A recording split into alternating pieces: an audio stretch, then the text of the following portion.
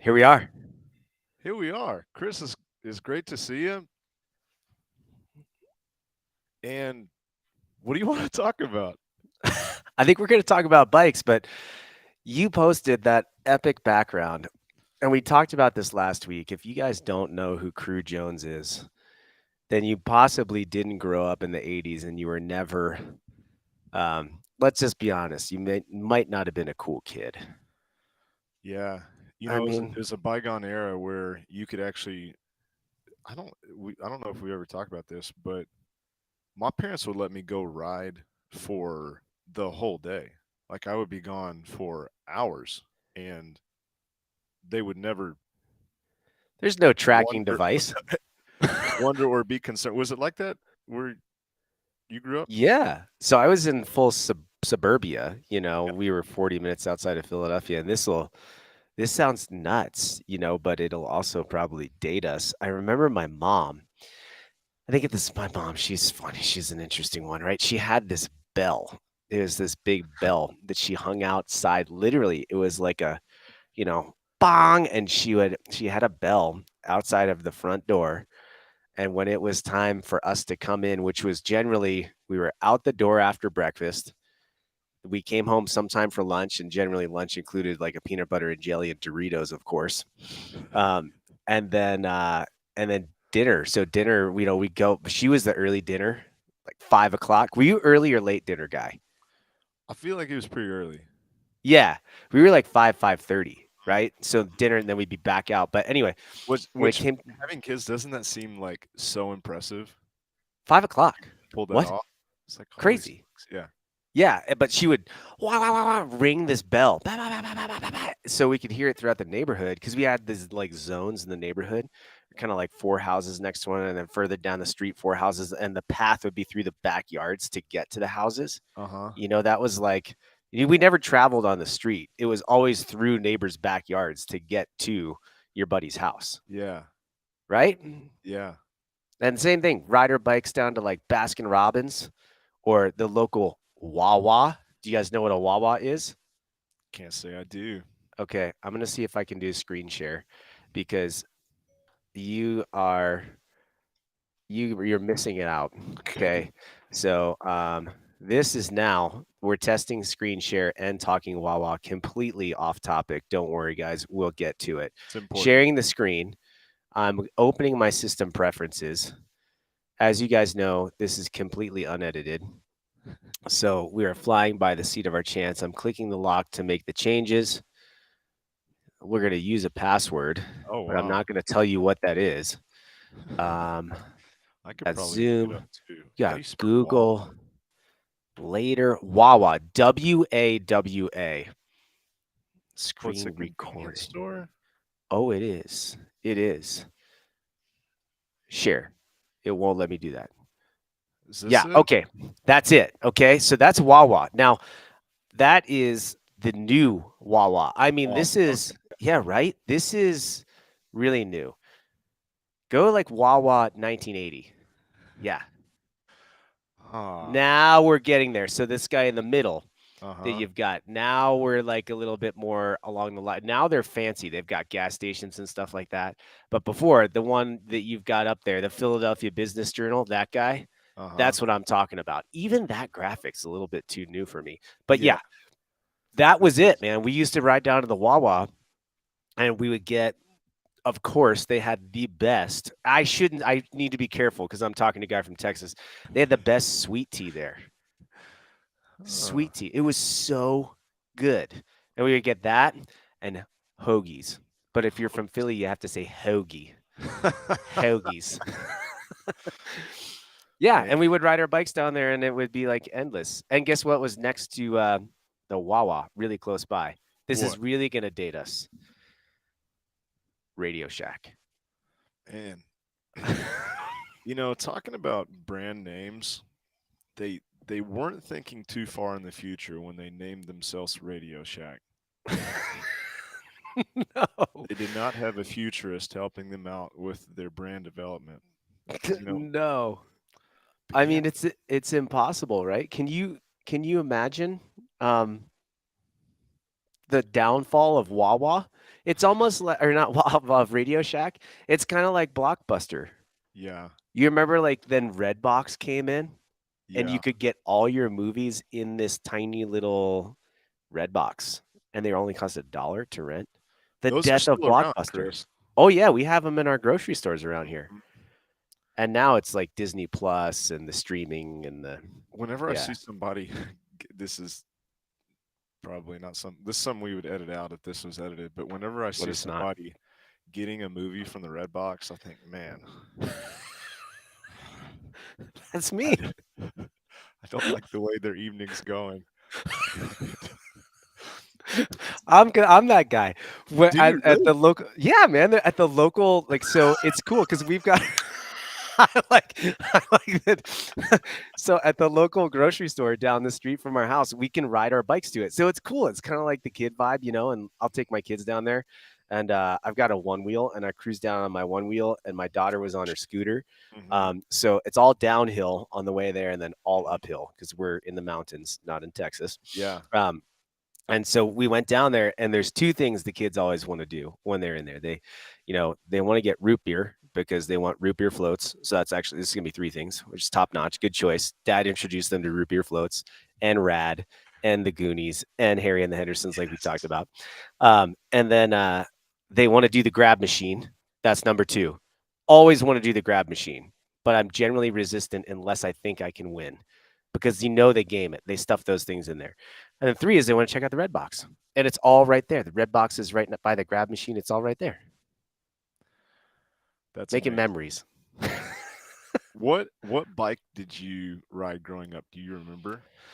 Oh man. I remember for Halloween when I was in kindergarten, I had a little, I think it was a Huffy BMX bike. Mm. And for Halloween, did you guys do the Halloween parade when you were in elementary school? No, Well, no. apparently you guys don't know what you're doing down there because we did a Halloween parade. We would get Yeah. dressed up and then you would do this parade around the field so everyone could see your costume. And my first Halloween costume, I was a BMX racer. I had a blue helmet on and a little white bike. And then the next evolution of that, I'll see if I can find it. Man, I feel like I need to find this screen share thing. I had a Schwinn. This is before mountain bikes came out, right? Okay. So I had a Schwinn, and the Schwinn was this red bike with 24-inch wheels, and it was labeled as like a mountain bike because it had knobby tires, you know? Hmm. So that was it. And then after that, I had this was the first official, I think, mountain bike. I saved all my lawn cutting money. All right, check this one out. You got to look this one up. Trek Antelope 820. Look that up and pop that up there because guess what? This was the first expression of mountain biking that I experienced. Is this it? Let's see what you got. Go to, oh, Whoa, she's a buddy. beaut, man. There she is. Mine was black, though. Mine was black with fluorescent yellow. That was it, man. Really? I mean, that's really close. That was my first mountain bike. Wow.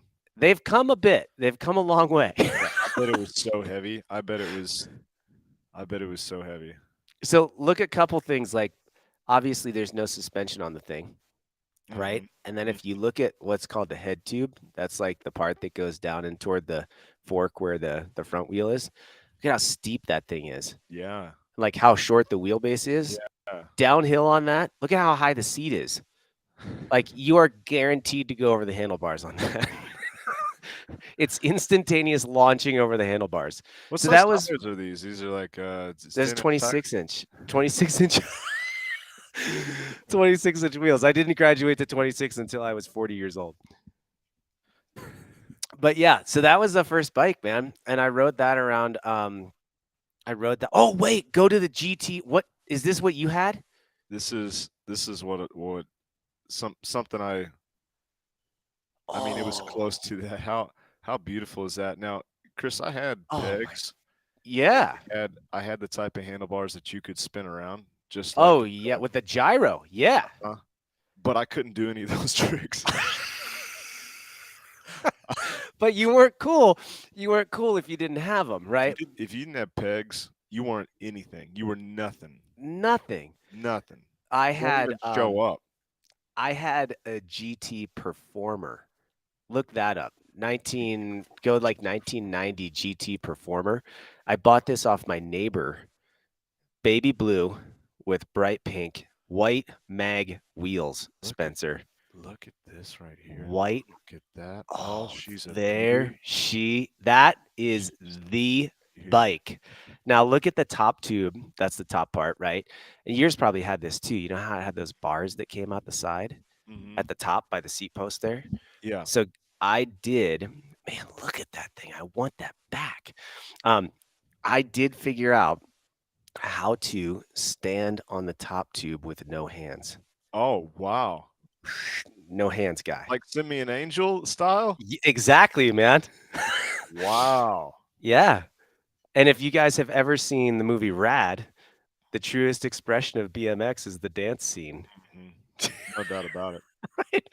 Uh, But yeah, so I did the BMX thing as a kid, but I was too scared to jump, and then I got the Schwinn, and then I got the Trek Antelope before technology started taking off like a rocket.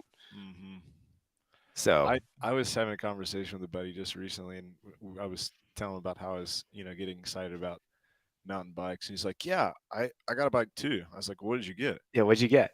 He said, "I got a GT Dyno." I was like, "You what? You got a BMX bike?" I mean, this guy's 40 years old. Yeah, It's like, "You get why?" He was like, "Well, because it's awesome." because it's amazing. It's a thing, man. So guys from our generation, for those guys that don't know, Spencer and I Mhm. are, almost 40, early 40s. And these bikes, because we grew up with them as kids, that GT Performer, like that dyno on eBay, they're like $1,200, Oh, man. really? Oh yeah. Crazy. It's crazy. Well, I was dumbfounded. I was like, "Yeah, it is awesome. You're right. I didn't even know they still made them, Yeah. but yeah, it's still a thing." That's so cool. And so why are we talking about all this? We jumped into Crew Jones, mountain bikes, but so there's been a really cool, like in our last conversation, we talked a lot about kind of expanding that territory, biasing our training toward things if we wanted to, if we found that was appropriate, and having some fun with that. And I've seen a really common thread. So I've really enjoyed riding bikes over the past.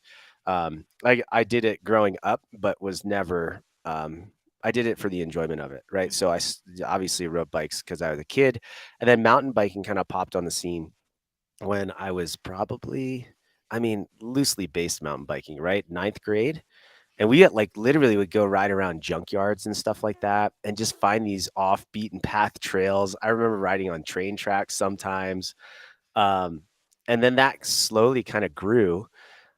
Didn't do it in college because I was wrestling. And then I moved out to Park City and this was early 2002.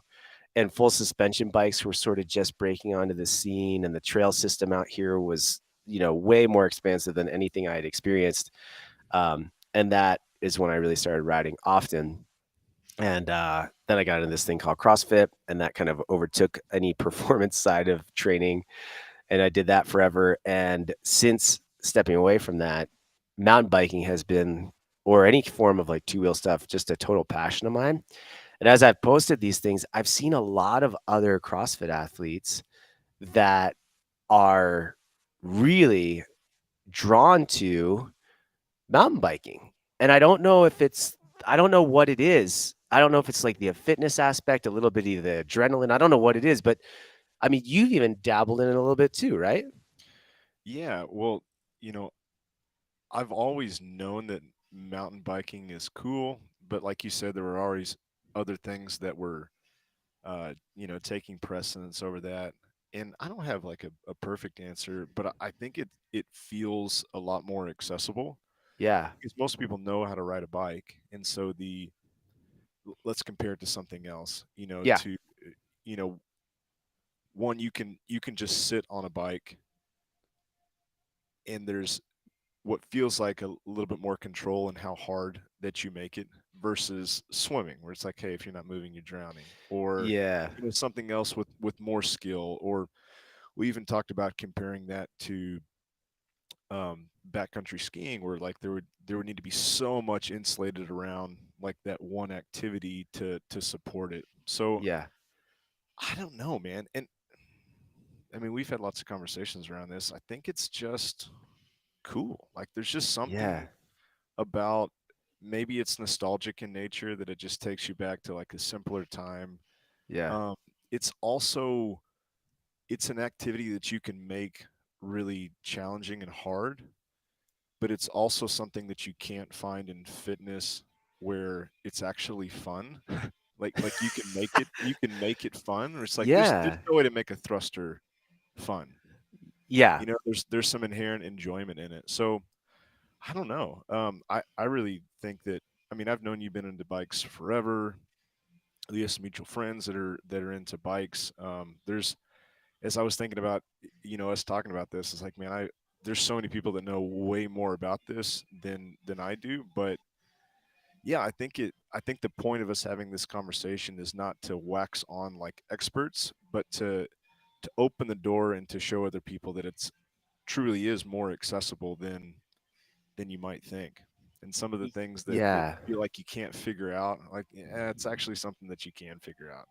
Yeah, and I think that might be part of it is it's probably one of the most accessible things that someone can do because once you invest in a bike, it's, quote unquote free. The trail systems around you um, are generally a free resource, right? And you Mhm. can travel to find those. So I think I figured out how to share my screen. I'm going Oh, to try cool. to pull this up. Um, It for should those of you pop up on guys, the left. Yeah. yeah. So for those of you guys that are interested in kind of checking this stuff out in regards to riding, if you're just in a position where like, hey, you love the fitness thing and you're looking to kind of be able to embrace that side that we talked about last week of learning and playing new sports, there is a here we go. Can you see my screen when I do this? Can you see that? Yeah, nay? Mm-mm. No. Well, that's a shame. Share screen, entire screen, share. Unable to share. Please update system permissions to allow access. Boo. So why don't you go Okay. and why don't you go to trailforks.com? So if Okay. you guys go to Trailforks, this is an app actually that you can get on your phone. I do believe there's a fee to it depending on how expansive you want to have Trailforks. But this is a really cool app that you can use on your phone. And if you go to trails, yeah, there you go. You browse by map nearby, that whole jam right there. Look Look at at that. this. Look at this So treasure trove of look at things that. for Dallas to see. Yeah. Now here's what's really cool about this, right? Is so like you can go click on one of the red block one, like just the trail, any one of those like red yeah, like whatever it is. You can go to a trail and you can find out what difficulty it is. And they do it based off of kind of that green, blue, and black there, Mhm. right? Mhm. And then you can even find out what the condition of the trail is. Sounds crazy, right? People will post pictures on there, or they might leave a comment and say, hey, really dusty, or trails in great condition, depending on the time of year. So if you're someone that's like, no, I don't have anything around me, you might be really wrong because for me, I would think, well, gosh, Dallas doesn't have that much, but pull up Trailforks, you suddenly have, potentially hundreds of options to go ride. So Totally. that's kind of one is that look on Trailforks and use that. And then you can just keep that on your phone and it acts as a GPS essentially while you're out on the trail to let you know where you are, how to get back home. So it's not as complicated to find stuff as you might think. Totally. And in a place like Park City, I think it's assumed like, oh yeah, there's going to be great places to go. But I get that all the time. Like, oh, you live in Dallas, like there's nowhere to go. And my answer is always like, no, actually, there's a ton of great places to go.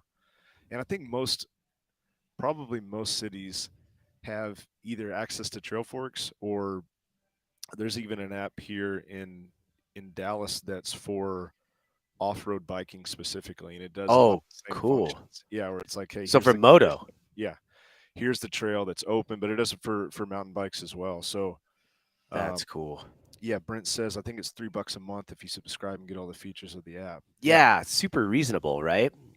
Yeah. Um, so I think like that's step one is if you think that you guys don't have access, go on there, check it out, and it might be way more accessible. Now, step two is obviously if it's something you want to get into, you need a bike, right?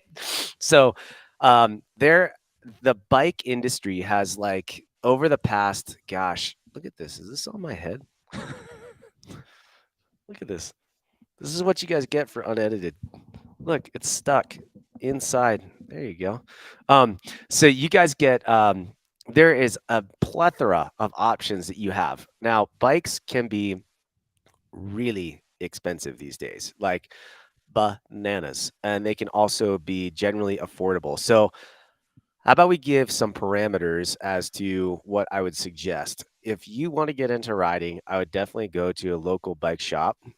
Try to stay away from like the local Walmart, but go to an actual bike shop where they have a variety of mountain bikes and they will be able to help guide you into what type of bike would be appropriate because depending on the kind of riding that you like to do would dictate a little bit of the bike you would want to get. And then most shops you can demo them, right? So you could take out a cross country bike, which might be what we call a hardtail. That's like where the back doesn't have any suspension. You might take out more of a trail oriented bike, which is kind of like generally a lower travel or a smaller travel full suspension bike.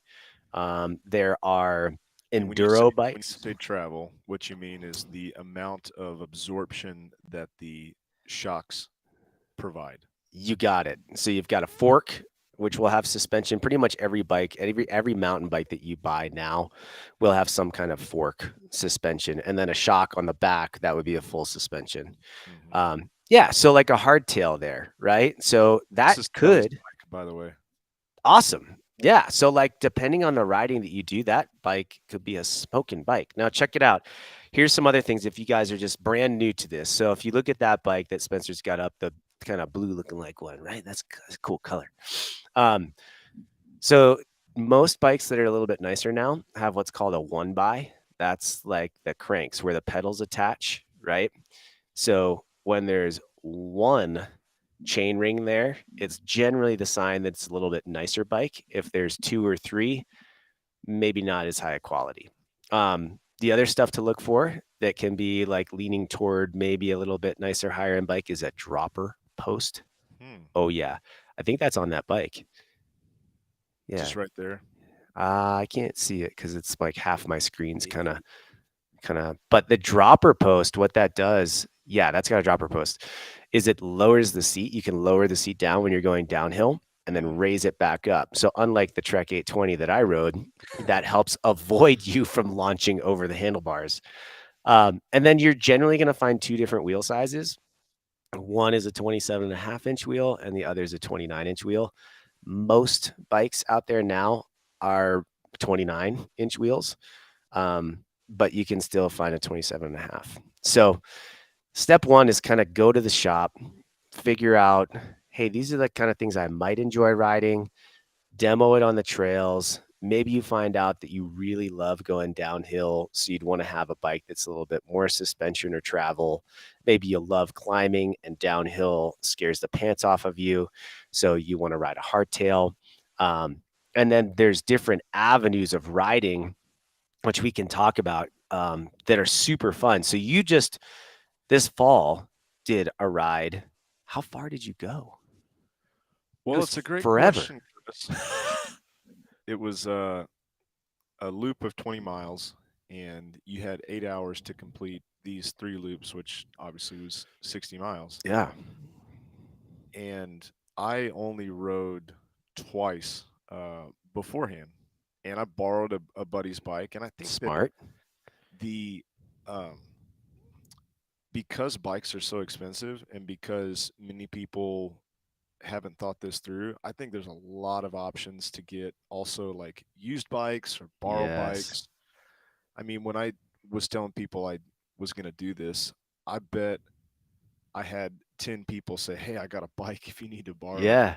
So, the like you said, the price tag is really overwhelming, And I think until you decide like, yes, this is who I want to become. This is something that I think is necessary for me to have as an outlet. Yeah. I think there's lots of options. There's a great website called Pink Bike Yes. uh, that has like a ton of bikes and search engines where you could find, exactly what you're looking for.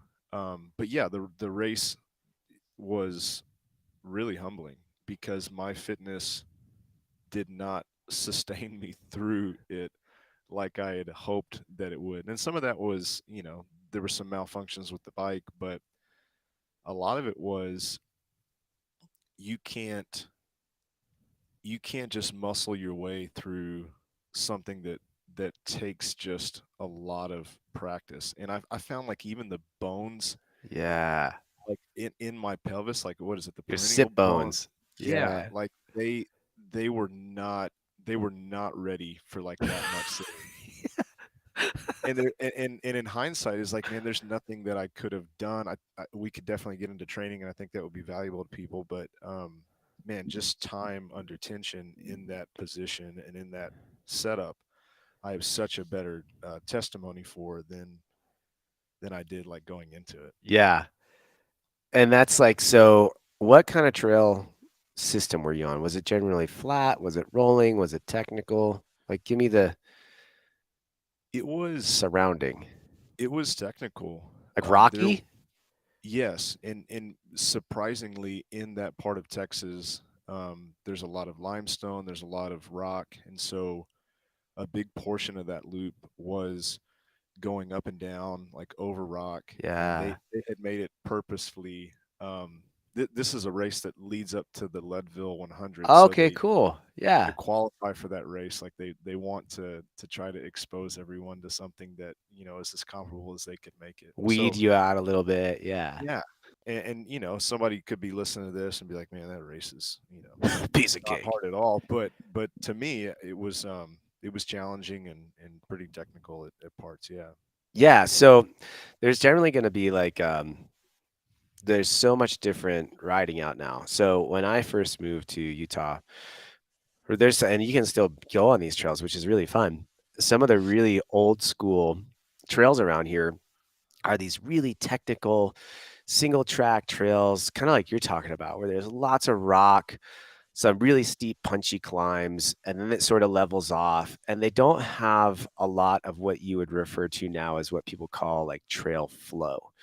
Um, as I've lived here over the past 20 years, as mountain biking's evolved, as trail building's evolved, trail builders now build trails purposefully that have flow. And when they're done well, oh my gosh, it's like one of the coolest feelings ever, because if they put either jumps in them or what are called berms, where they're these like bank turns and they might link together, um, and they're built well, you can ride your bike at trail speed, which would be kind of like cruising, in control, but not just riding the brakes the whole way down. And you can be confident to hit the jumps and the berms and flow.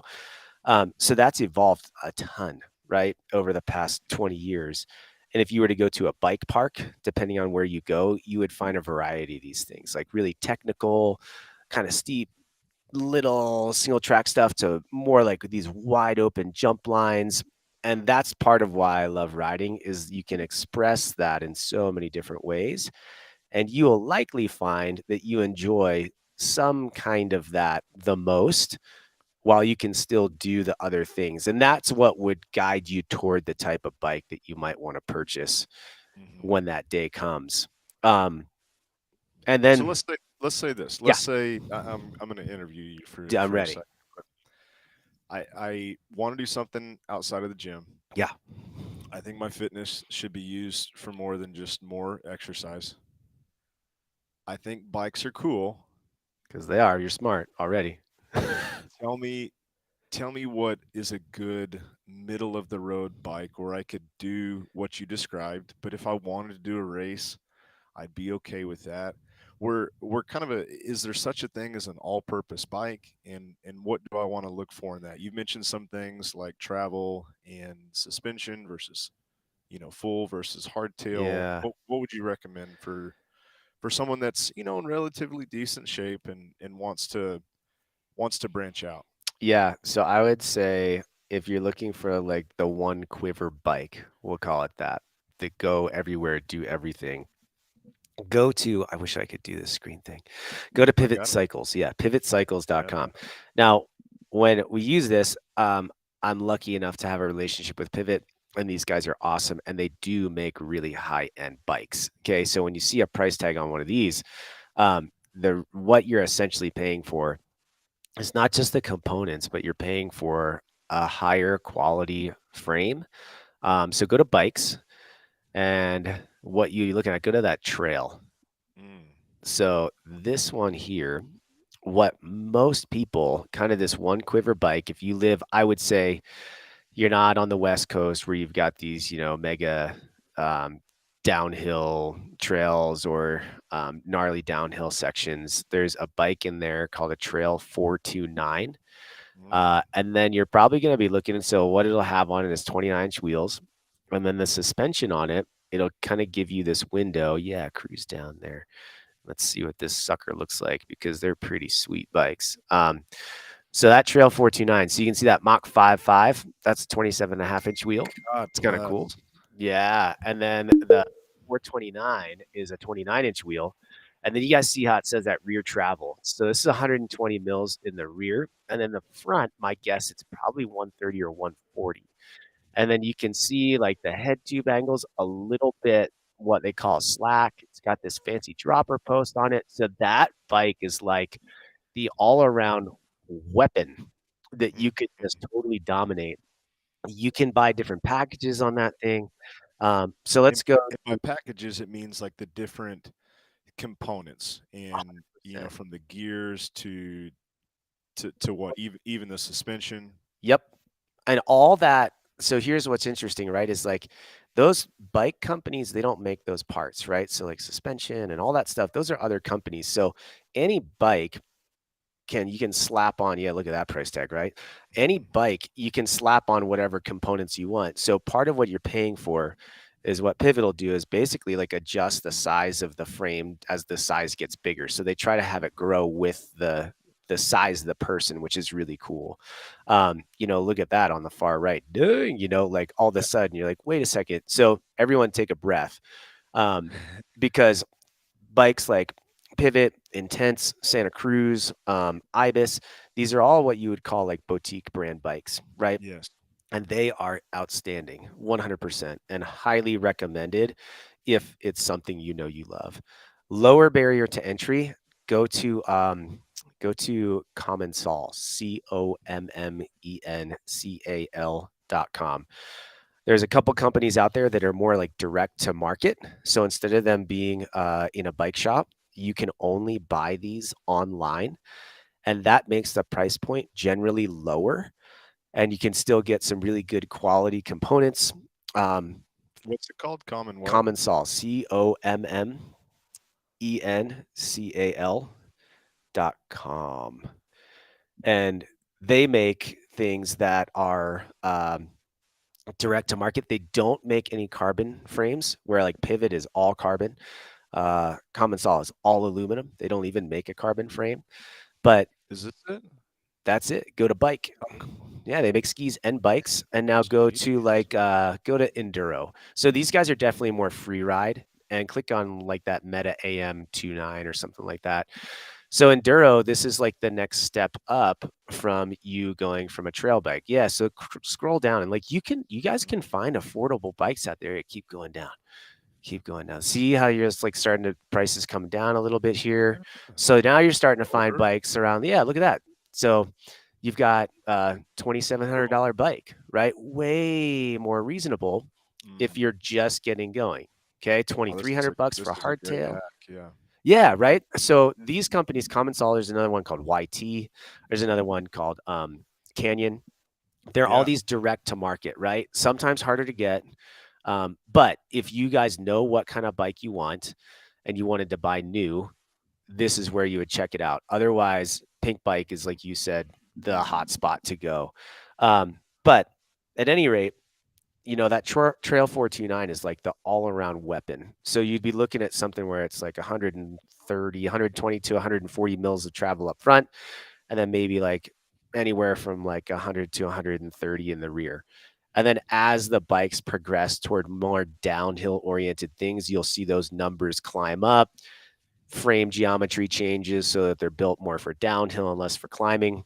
But man, that was a long way to answer that No, question. no, it's so good. It's so good, and I think what I'm have learned as well is like, God, you could buy a dirt bike for a similar price as some of these mountain bikes. Yeah. And the reason that it's so costly, and it's one of the unique things about the sport, is that every ounce really matters because oftentimes you're riding for a long time, and so there's this triangulation of needing components and parts that are really really strong but really really light, and Yeah. that combo is just it just happens to be really expensive. Yeah. um yeah, so And like the reality is, as you guys get into the sport, um, if you really love it, like most people do that do it, that investment for you will make sense wherever that price point is, whether that's a $2,000 bike or an $8,000 bike. That price point will suddenly make sense for you. But it's just like anything else, right? The At some point, the more money you spend, generally the higher the quality. With bikes, I would even argue there is like a price point once you get into that makes the bike more durable. And mhm, in regards to the components, just the components that you get are nicer, they're easier to work on, they tend to last longer. So you'll see that as you creep up in price. But you can go so far down the rabbit hole. But anyway, that's at least like hopefully a scope to start to look at things, but don't feel again like that needs to be a barrier to entry. If you guys want to see if you like it, borrow a friend's bike, go rent a bike, yeah, and go on Trail Forks and see what it is. And if it's something you guys are like, oh my gosh, this is super fun, then you can start to look around and say, okay, what's my budget? What can I afford now? And just like we've all done, you start with something you can afford. And then maybe a couple of years later, you save some more dough and you sell your bike and then put that toward another bike that you're really amped on. Um, totally. and And that's just the start of the journey. I think some of it is knowing yourself as well. I knew that for me, like I needed something tangible and real that would force me to go out and to do it, Yeah. and that just ignited like this wonderful rabbit hole of information because there is a lot to like decipher and process here. But you may be the kind of person where, yeah, you do need to go get some crappy heavy bike and Yeah. find mellow trails or just go out on the concrete and just Yes. have some fun and like step into it. But I'll show you the one other thing that can make this just a little bit more accessible. This is the bike I just pulled the trigger on, Oh, and nice. it's expensive, but these guys have even a way that you can like pay, Klarna Oh, look through at that. Yeah. backcountry. Yeah. So even that makes it, a little more accessible. So there's, don't let like much anything, don't let price be the thing that deters you from it. I think there's lots of ways to pull this off and to have something that, yeah, you can embody and become and have as an outlet. And man, it's such just like CrossFit or any other fitness community. It is a super cool like group of people that you can infiltrate. Yeah. And let's talk like a little bit about different events, right? Oh, because I think that could help people get excited about it, or different styles of riding, and then Mm, maybe training. Because um, the kind of riding that I think, yeah, oh, wow, that was loud. Sorry. Most people would be drawn to, um, is especially coming from the CrossFit world. Is probably what we call enduro. Enduro, it has this really cool like roots to it where guys used to take these bikes. I think that's like there's such cool history. You guys got to check it out. It started out in California, where these guys would take these old coaster brake bikes, right, and they would have to ride them up the mountain because there's no access, and then they would race them down. And so it's evolved into a form of racing. So enduro, you're timed on the downhill portion of the run. but you have to get, and there's multiple segments, but you have to get to the other segment in a specific time. So there is still a climbing and fitness element involved with getting to the next leg in a certain time, but then your actual score is based off of the downhill time. So the reason I like this is because I really love riding downhill quickly, or at least try to ride downhill quickly. So I like that adrenaline. I like that focus, but I also like having some aspect of that fitness. I think that's where most people in CrossFit will be drawn. Cool. Um, there's cross country racing, which is Mhm. basically, you start and the loop just like you did. It might be 3 loops or X distance, and when you finish, you get a time, and that's your placing. And then there's downhill racing, right? Which is like, hey, you get to ride the lift up, and then it is pin it to the bottom and top to bottom. That's your time and your placing. So those three categories are kind of ways that you can get exposed to riding, and your training would look different depending on what you're doing. I think CrossFit, and like the training method that we do there generally will lend itself most likely to the enduro side because it will feel a little bit more interval Mhm. than it would a 60 or 80-mile endurance cross Yeah, country ride. yeah, long, slow And then, distance where you just have to train that way in order to yes. thrive. Yeah. Yep. And then where I think when you get into downhill, there is that we would call it, I don't want to say barrier to entry, but there is the skill behind it, right? Where when it is just based off your ability to ride downhill as fast as you can, um, the skill component behind that plays a big role in how well you do, right? So I think it has less to do with fitness and more to do, at least with like assuming that you guys train, 4 or 5 days a week in the gym, and like you likely have the fitness, everything you would need to do a downhill race without any kind of fitness hurdle. It's more the skill on the bike, right? Um, so those are kind of the three avenues, and I would say just like whatever your personality is, start leaning into whatever that is. But what do you? So you mentioned it, and I completely agree, right? So our training that we do, we love it. It's the core of what I do, right? Is this functional fitness element, right? And it's like most of the time I'm in the gym, my workouts are probably, I would say 15 minutes or less. They tend to be a little bit higher intensity. I'm lifting heavy once a week where I just do a heavy lift and then some accessory week. And Mhm. then one day a week, I generally do either like a really low impact body weight, longer workout, or a sustained effort. But even that, you know, 40, 50 minutes is long for that session, right? So that's like the core of what my fitness regime is. Is that enough for the cross country thing that you did? No. Well, I think there's a little bit more that you have to factor in because when we talk about crossing over into any sport, there's lots of factors that are important to consider. How far out you have until this actual event, if that's what you decide to do, not just a fun trip to Moab, but it's like, no, I'm entering. Yeah. I think 3 months is a good conservative time. Like looking back and then knowing that I'll do this again, how I'll do it different is a good thing to think through. So did you Um, go into it cold turkey, like no time, no long duration work on the bike? Did you just, because I love it, man. I love that approach. I love I'm just gonna toss my hat in the ring and see how it goes. yeah, and it wasn't hubris. It wasn't like I'm God's gift to fitness. I'll be fine. But very late, my brother-in-law was like, "Hey, do you want to do this?" And I'm training a guy for the Leadville 100, and he was like, "Hey, do you want to do this?" And I was like, "Well, sure." But Yeah. by the time that happened, I mean, it was only a month before, and Yeah. then I had to. It just took some time, and if I had done it again, I would have done it completely different. But it wasn't that little bit of riding. It was only 20 miles I rode before. Was not on purpose. It wasn't from my ego saying I didn't need to. But I Yeah. think something for each person to figure out is how technically competent they feel on the bike. Yep.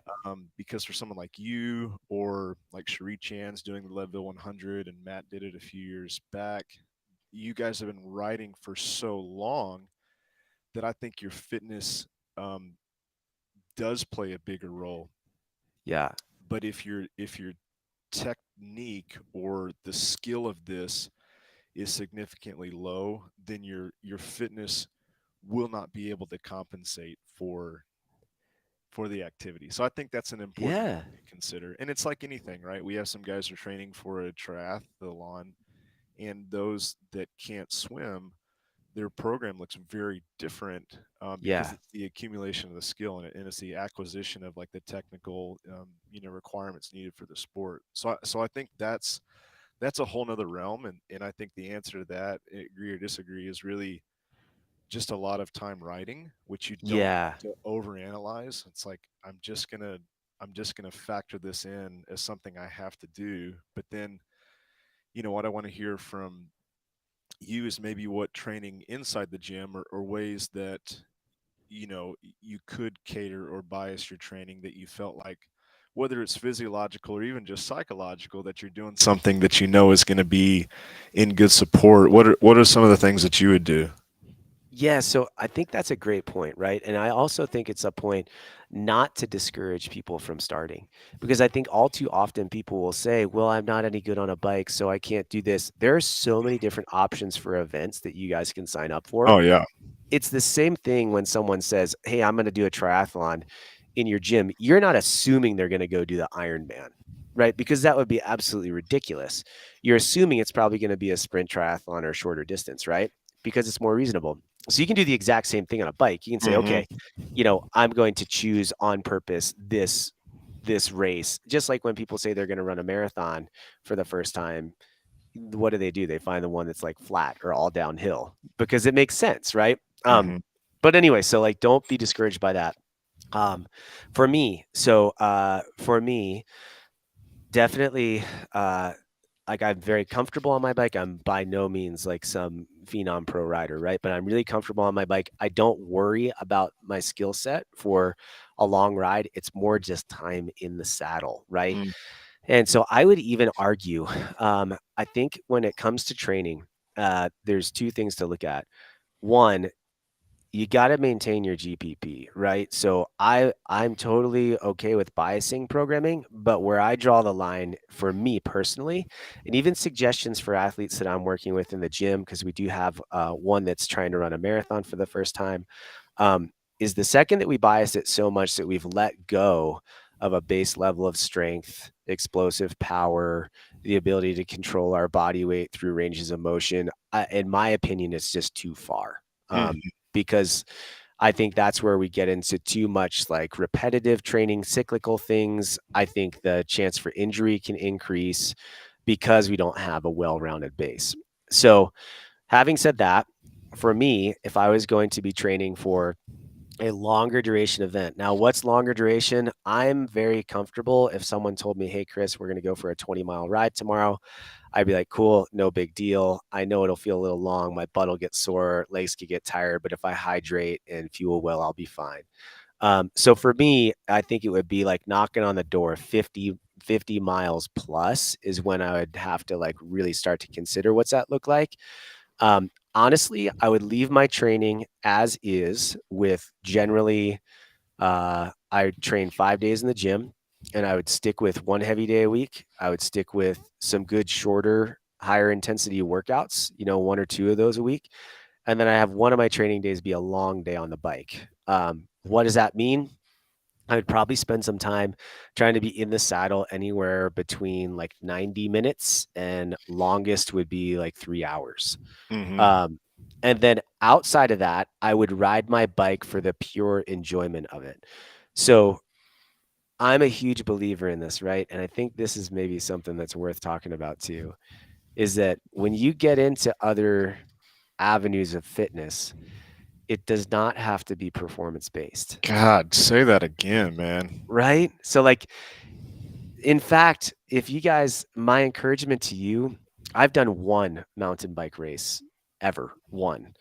And every other time I ride my bike, it's because I enjoy riding my bike. So I don't really look at riding my bike as this is probably going to sound nuts. I don't look at it as working out. I look at it as an expression of using my fitness. And then depending on how I want that expression to look, if I want to be better at longer duration, I spend more time on my bike, longer duration. And if I just want to be good downhill, I leave my training in the gym exactly the way that it is. And in fact, like maybe taper off some of the volume so that my time in the gym is less so I can go ride my bike downhill more, or I Mhm. can go to the dirt jump park more. Not because of it's more for a time thing than anything. Because then just time on your bike helps develop the skill, the confidence, all that stuff. Yeah, So that's so so yeah, good. it doesn't have to be it doesn't riding a bike, going to run a 10K, it doesn't have to be in a performance mindset, right? Yeah, and something that my brain went to is a lot of times when we're having these temporary stays in these places as we've described, it's not for competition. No. It's for the experience. And you want to train just enough and you want to train in a way where you can have the best experience possible. But that's a drastically different mindset than going into something in order to try to make it as hard as you possibly can.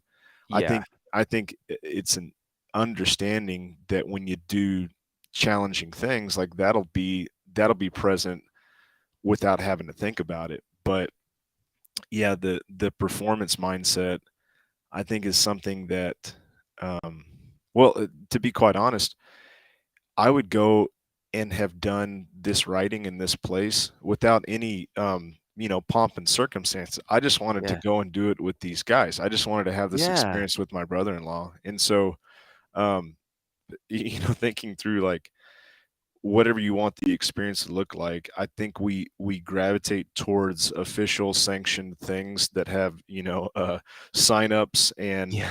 emotional commitment where you got to pay $125. Yeah. But I think if you can find something that has all those ingredients of a wonderful experience without anyone knowing that you're doing it, is Yes. probably like the top of the pyramid there.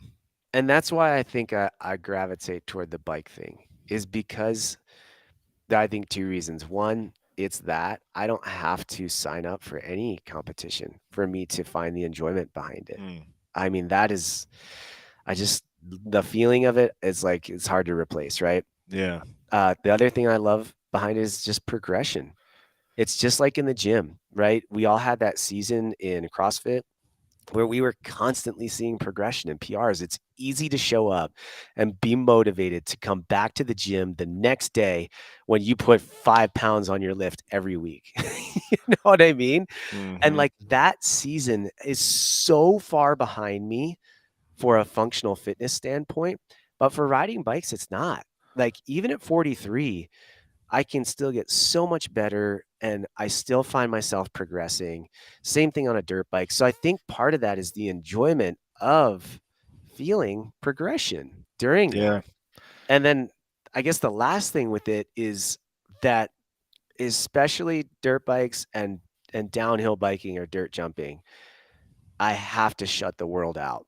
Like because you have to be generally focused on something or there's maybe higher risk, it narrows my focus and all I get to do for that time is my world is just right in front of me and everything fades away. Yeah, man. I think the best name for that is like kinetic meditation or, dynamic meditation where it's like, yeah, you can't possibly think of anything else. And do you find that in the gym that you've done so many of these things so many times that even though it's hard and it's difficult that your brain can still wander to Yeah. other places even while you're doing like a hard workout? Yeah, or I have to Me be too, man. so intentional about staying in the moment Yeah. to perform at that hard workout. Forcing it. Right, right. That Yeah. it's like it's legitimately like you said, it's like it's a mental practice of when I recognize my mind wandering, I have to tell myself, "No, like, if you want to perform your best today, you need to get your crap together and get on track." I know, and which is, when you say it out loud, it sounds so dumb. Um, For the but general population, right? For a yeah, competitor, it has to be learned, it has to be present. But for people that hmm have been through it, like, is that necessary? Maybe you wanna go there today, that's great, but I don't think it's necessary every day. yeah, and I don't know if that's, I guess you could say you and I are, black belts in CrossFit, or Sure, yeah. have had been doing it long enough where it's like, man, that initial attention, it's like, man, now it's conscious, and I really have to focus on it.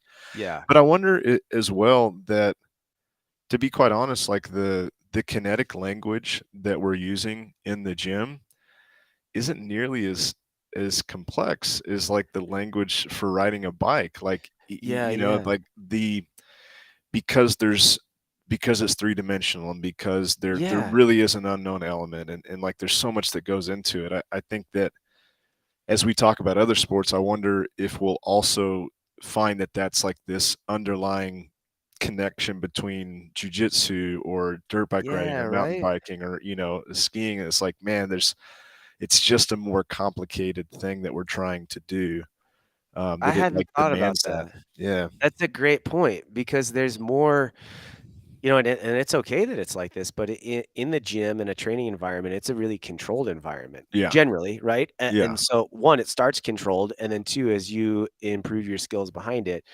it becomes easier to have that more controlled. Where when I'm on my bike, I get to dictate how, and I guess you could sort of do this with the gym a little bit, depending on the movements you choose, but I think it's a limited scope.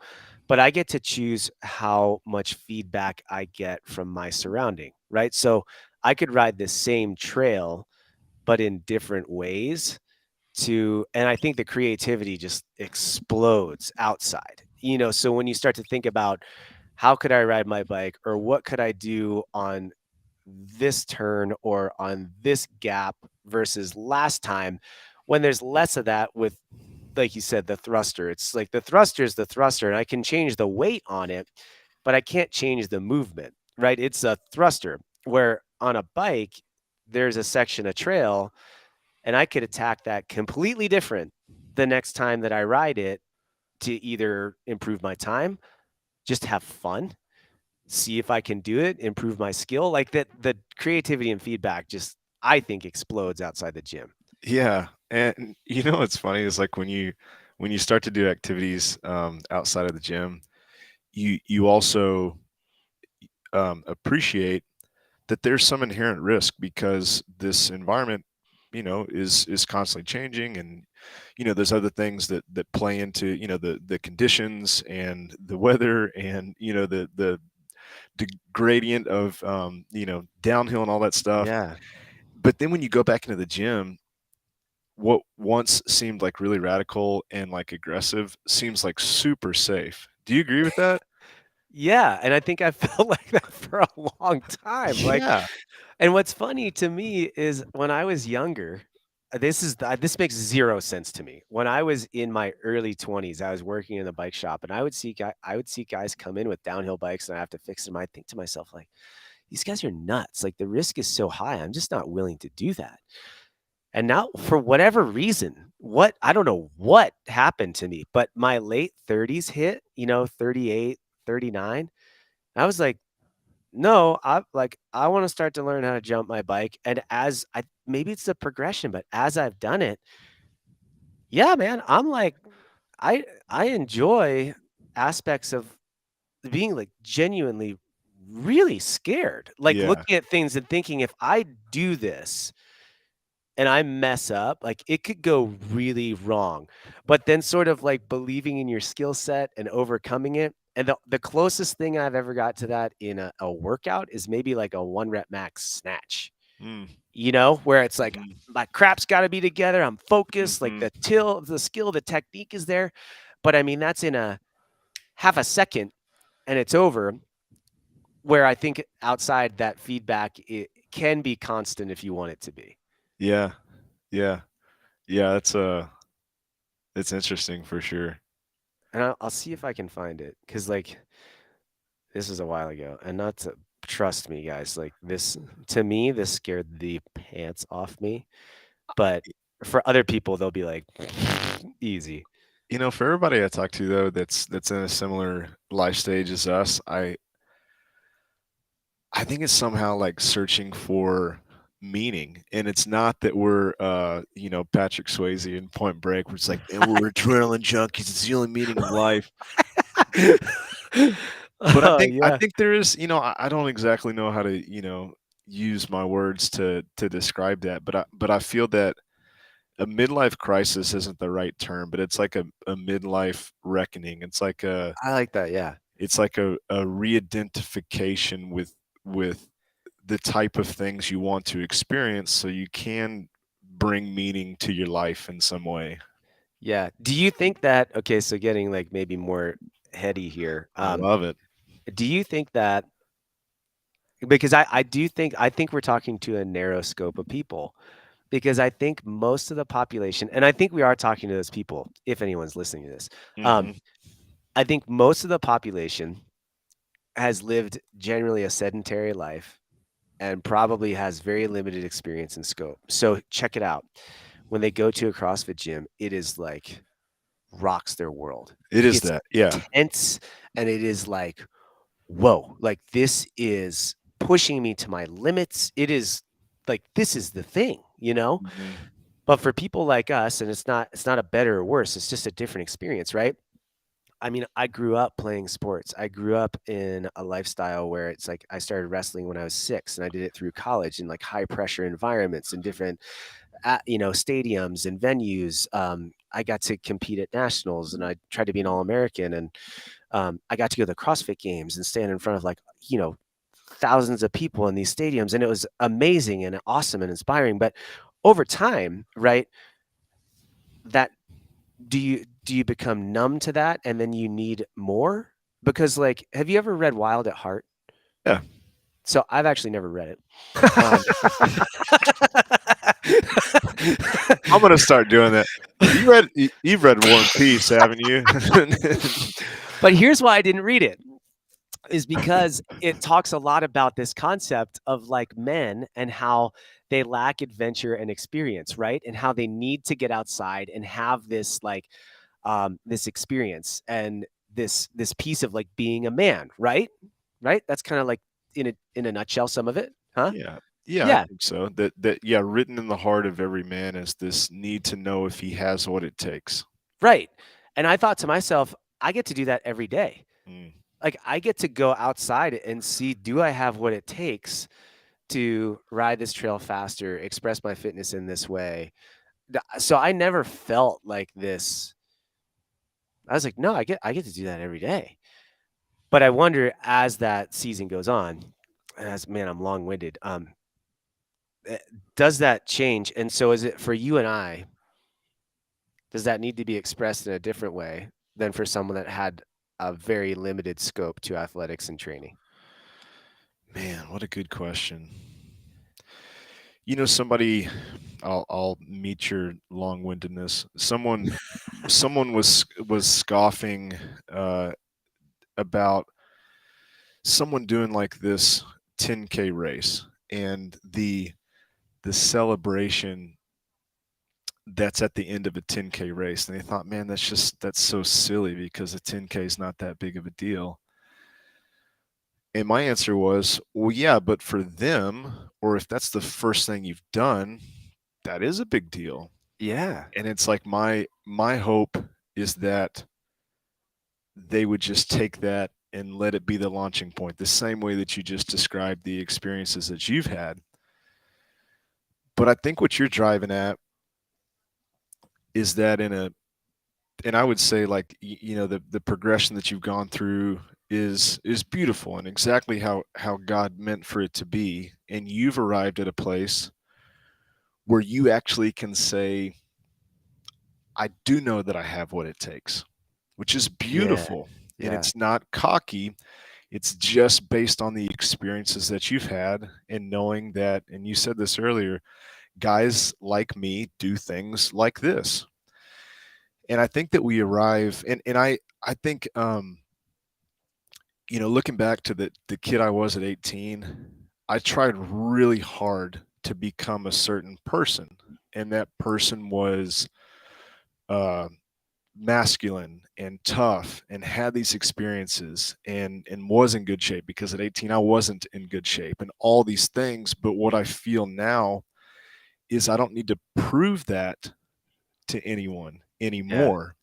And I think that's what John Aldridge was driving at, is like, once you have that written in your heart that, like, hey, if I do need to go do something, if I do need to experience something hard, I may not be flawless at it, Yeah. but I know that I have what it takes to try. Yeah. Yeah. And I think that's what you were saying, that's for a lot of people, like, they just don't know what it looks like to try, maybe. And what I think is going to be the best part of our 40s and 50s is that we just don't really care what other people think.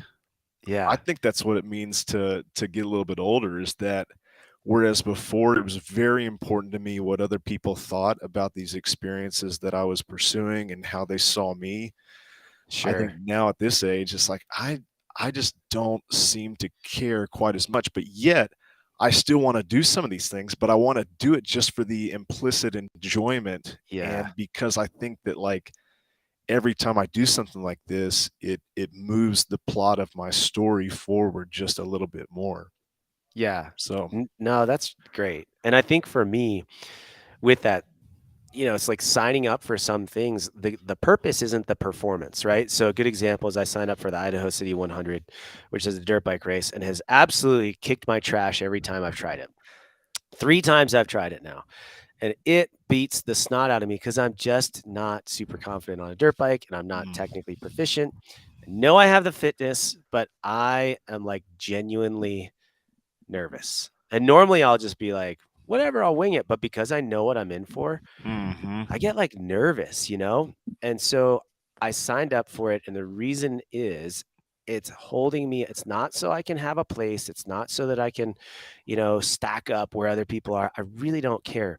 It's so I can have accountability to force myself to have some level of preparation. And my goal this year when I do it, it's going to sound nuts, but is to like actually enjoy it. Because mm, here's my personality. right. I already know it I before you say it. Yep, I will come to near death to cross the finish line before quitting. But I don't want that. I know I have that in me. Like, I know that's not the question. The question is, can I ride my dirt bike well enough to enjoy it and make it an experience where, yes, it's hard. I get to express my fitness, but I've progressed on the dirt bike and I enjoy the dirt bike and not the face kicking slog of fitness. Yeah, yeah. That's so good, man. It's such a hard thing to pull off too. Yeah. But hey, I guess, maybe we'll wrap it up and an encouragement to all of you guys out there. Um, Wherever you are on that scope or that journey, I think a lot of the conversation with Sojourn is we encourage you to look down, take a peek down that rabbit hole, whatever it might be. Don't feel the need to have it be a performance based activity. And don't be afraid to take this core training philosophy that you absolutely love and use it and leverage it to allow you to have these experiences, right? It's not abandoning what you love, it's leveraging it so you get to enjoy other things and the hard work that you put in.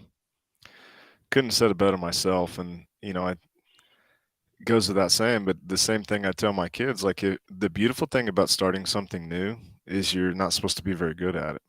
Yeah, So there's really no pressure.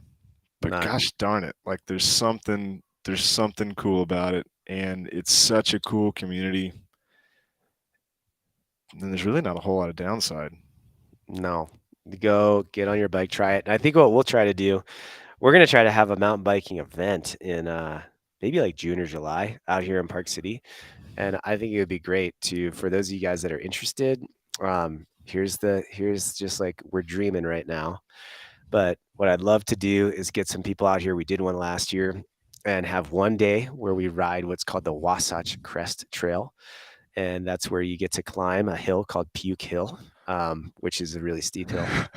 And you're more than fit to do it. You're capable. And then once you get to the top, you ride the ridge that follows Parley's So Canyon and cool. Big Cottonwood Canyon down into Salt Lake and then shuttle back up.